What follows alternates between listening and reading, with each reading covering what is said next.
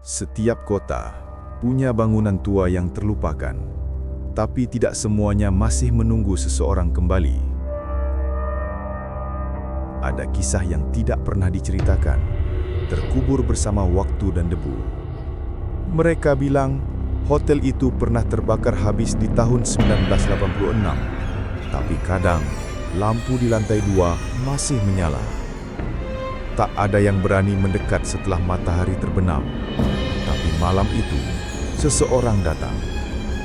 Namanya Andi Pratama, seorang teknisi yang hanya ingin beristirahat semalam sebelum segalanya berubah. Aku tidak pernah menyangka pekerjaan itu akan membawaku ke kota kecil ini. Malam itu hujan. Hanya ada satu tumpukan lampu jalan yang tampak hidup dan sebuah papan tua, Hotel Mawar. Di dalam lobi, semuanya tampak berhenti. Waktu, orang, nafas. Resepsionis itu menyodorkan kunci berlabel 203. Suaranya tipis. Hanya kamar 203 yang kosong, Pak. Lorong itu panjang. Bau apek. Wallpaper mengelupas setiap beberapa langkah. Di ujung, sebuah pintu terbuka setengah. Setiap langkahku bergema. Kadang aku merasa ada langkah lain mengikuti, tapi saat kusingkap, tak ada orang.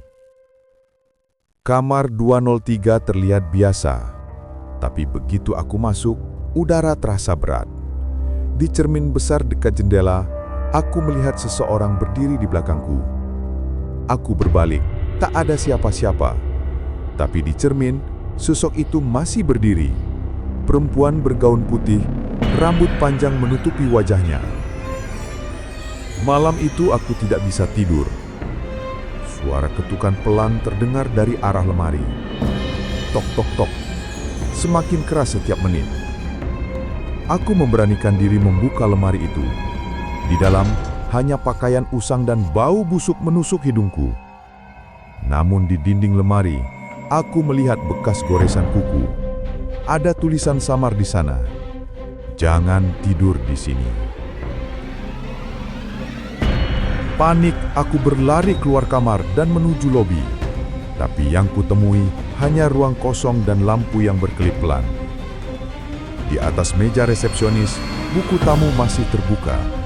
Semua nama berhenti di tahun 1986.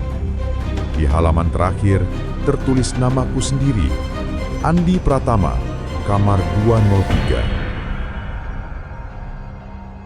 Aku menatapnya lama, mencoba mengingat, tapi aku tidak pernah menulisnya.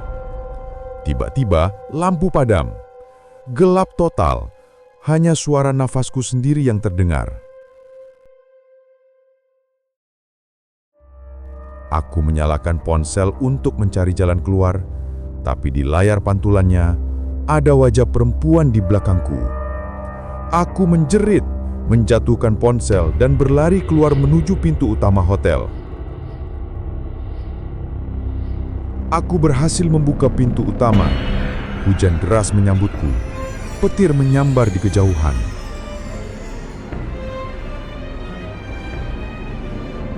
Aku menatap ke belakang. Hotel Mawar gelap total. Tapi di salah satu jendela lantai 2, terlihat siluet perempuan itu diam memandangi aku. Aku berlari menuju mobilku, menyalakan mesin dengan tangan gemetar. Saat kaca depan menyala oleh lampu mobil, di kursi belakang, bayangan putih itu duduk diam menatapku lewat kaca spion. Aku menjerit dan menginjak gas sekuat-kuatnya. Tapi di kaca spion, sosok itu tetap duduk tenang, tersenyum. Mobilku melaju kencang meninggalkan kota itu.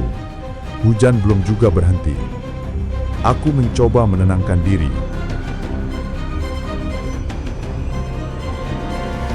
Tapi di radio mobil terdengar siaran berita lama. Tahun 1986. Suara penyiar itu menyebut kebakaran di Hotel Mawar. Semua tamu dan pegawai tewas malam itu. Aku mematikan radio itu. Tapi dari kaca spion, ada asap hitam mulai mengepul di kursi belakang.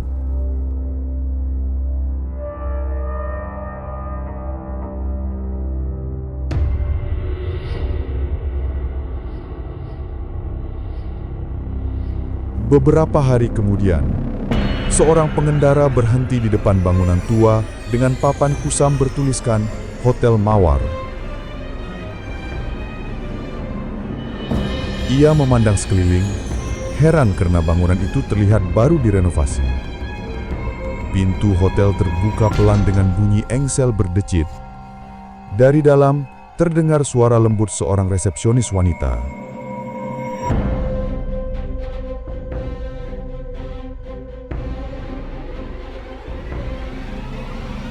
Di meja resepsionis, terlihat sebuah buku tamu. Halaman pertama masih kosong.